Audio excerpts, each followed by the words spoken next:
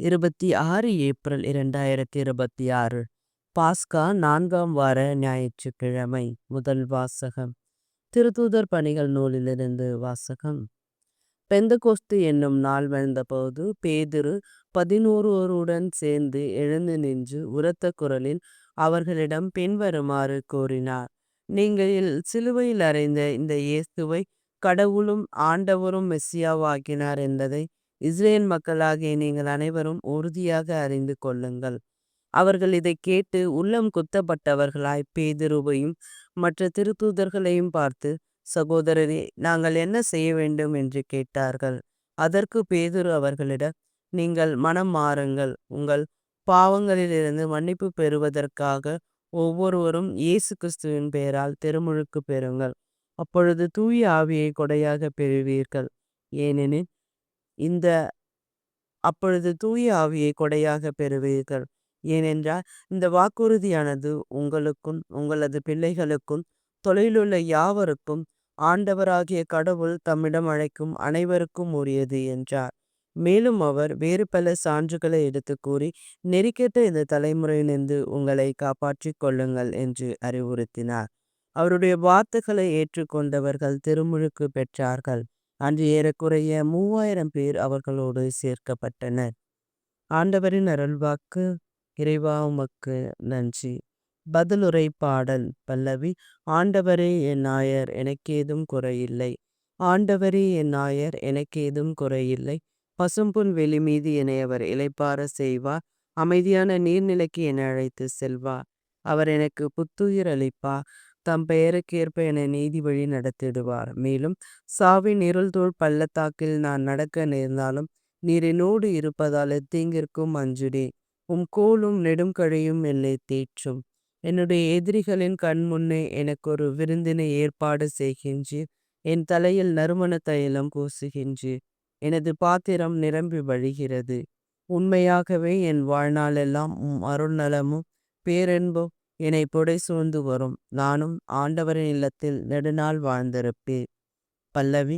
ஆண்டவரே என் நாயர், எனக்கு ஏதும் குறையில்லை. இரண்டாம் வாசகம்.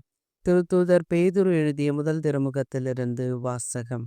அன்பிற்குரியவர்களே, நன்மை செய்வதும் அதற்காக பொறுமையோடு துன்புற்றா அது கடவுளுக்கு உகந்ததாகும். கிறிஸ்துவும் உங்களுக்காக துன்புற்று ஒரு முன்மாதிரியை வைத்து சென்றுள்ளார். எனவே நீங்கள் அவருடைய அடிச்சுவடிகளை பின்பற்றுங்கள். இதற்காகவே அழைக்கப்பட்டுள்ளீர்கள். வன்செயல் எதுவும் அவர் செய்ததில்லை. வஞ்சனை எதுவும் அவர் வாயில் இருந்ததில்லை. பழிக்கப்பட்ட பொழுது பதிலுக்கு பழிக்கவில்லை. துன்புறுத்தப்பட்ட பொழுது அச்சுறுத்தவில்லை. நியாயமாக தீர்ப்பு வழங்குவோரிடம் தம்மை ஒப்படைத்தார். சிலுவையின் மீது தம் உடலில் நம் பாவங்களை அவரே சுமந்தார். நம் பாவங்களுக்காக இறந்து நீதிக்காக வாழ்வதற்கு இவ்வாறு செய்தார். அவர் தம் காயங்களால் நீங்கள் குணமடைந்துள்ளீர்கள். நீங்கள் வழி தவறி அலையும் ஆடுகளைப் போல இருந்தீர்கள். ஆனால் இப்பொழுது உங்கள் ஆன்மாக்களின் ஆயரும் கண்காணிப்பாளரும் இருப்பவரிடம் திரும்பி வந்திருக்கிறீர்கள். ஆண்டவரின் அருள்வாக்கு. இறைவா உமக்கு நன்றி. நற்செய்தி வாசகம். யோவான் எழுதிய தூய நற்செய்தியிலிருந்து வாசகம். இயேசு கூறியது, உறுதியாக உங்களுக்கு சொல்லுகிறேன், ஆட்டுக்கொட்டலில் வாயில் வழியாக நுழையாமல் வேறு வழியாக ஏறி குதிப்போர் திருடல் அல்லது கொள்ளையராய் இருப்பர். வாயில் வழியாக நுழைபவர் ஆடுகளின் ஆயர். அவருக்கே காவலர் வாயிலை திறந்து விடுகார். வாடுகளும் அவரது குரலுக்கே செவிசாய்க்கும். அவர் தம்முடைய சொந்த ஆடுகளை பெயர் சொல்லி கூப்பிட்டு வெளியே கூட்டி செல்லுவார். தம்முடைய சொந்த ஆடுகள் அனைத்தும் வெளியே ஓட்டி வந்த பின் அவர் அவற்றிற்கு சொல்லுவார். ஆடுகளும் அவரை பின்தொடரும். ஏனெனில் அவரது குரல் அவற்றிற்கு தெரியும். அறியாத ஒருவரை அவை பின்தொடரா. அவரை விட்டு அவை ஓடிப்போகும். ஏனெனில் அவரது குரல் அவற்றுக்கு தெரியாது. இயேசு அவர்களிடம் ஓமையாக இவ்வாறு சொன்னார். ஆனால் அவர் சொன்னதை அவர்கள் புரிந்து கொள்ளவில்லை. மீண்டும் இயேசு கூறியது, உறுதியாக உங்களுக்கு சொல்லுகிறேன், ஆடுகளுக்கு வாயில் நாளில் எனக்கு முன்பு வந்தவர் அனைவரும் திருடரும் கொள்ளையருமே. அவர்கள் ஆடுகள் செவிசாய்க்கவில்லை. நானே வாயில். என் வழியாக நுழைவோருக்கு ஆபத்து இல்லை. அவர்கள் உள்ளே போவர், வெளியே வருவர், மேய்ச்சல் நிலத்தை கண்டு கொள்ளுவர்.